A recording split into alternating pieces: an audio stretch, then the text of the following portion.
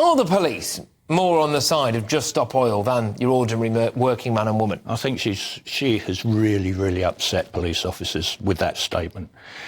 If she gave them the tools, they'd be able to do the job properly. They've got no brief for Just Stop Oil. Problem they've got is, of course, is legislation. Supreme Court. They have decreed that a certain amount of disruption can be caused by protests because of human rights, Articles 11 and 12. And some people got acquitted for that reason. So that set a precedent. If you protest, you can cause a certain amount of disruption. And then, of course, with slow marching, the police specifically requested that that be brought into law, to become an Act of Parliament. The government tried it. You can't slow march or you'll be arrested. It's a specific offence, and it was thrown out by the House of Lords. So the police, to a certain extent, have got their hands tied. As for potentially preventing a motorist from assaulting a JSO protester, police have got every sympathy with their frustrations, but they can't stand by. If they stood by and something happened and somebody got hurt, that officer or officers will be facing disciplinary proceedings and could end up in court for misconduct in public office. Yeah, it's a very tricky one. I have got a little clip now of something that was doing the rounds on social media earlier on. I'm just going to talk you through it, really. So it's man with van pulling up, confronted by a barrier of Just Stop Oil, rips the poster, the banner out of their hands and goes to dash it on the side of the road. He's still got it in his hand. Then one police officer, two police officers, they get in touch. They're basically saying, look, you need to stop this. He's saying, I've got to get to work. I've got to get to work. Please let me get to work. The police officers surrounding him. As this clip plays on as well, another couple of police officers get involved as well. And I've got to put it to you, Chris, that the ordinary person watching this now, I think, would have a lot of sympathy for the idea, just the way that it looks, which is the police are going to do more about a man ripping a banner out of some annoying people's hands than they are about the annoying people. Well, I've just explained the reasons why their hands are tied.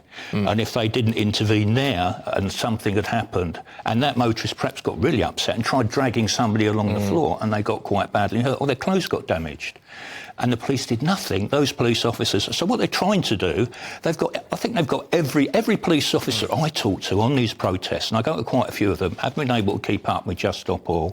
I was out observing Extinction Rebellion over those 4 days. But every police officer can sympathise and empathise with the frustrations felt by motorists. And their hands are tied, is what you're saying, and especially when people find out as well that, legislation that probably would have stopped what we're currently seeing now, which is this slow walking, was actually knocked back by the House of Lords, and maybe people should take it up with them as opposed to the police. And I do feel very sorry for the police on this, because they are very much at the front line of it, and they're the visible face of public anger. I have incredible sympathy. I would be the same if I was in my car trying to get to work or there was disruption to my day. I mean, good grief, work is the least of it. Can you imagine if you had a relative having a stroke in the back of your car or something, the worst case scenario stuff, your wife in labour or whatever?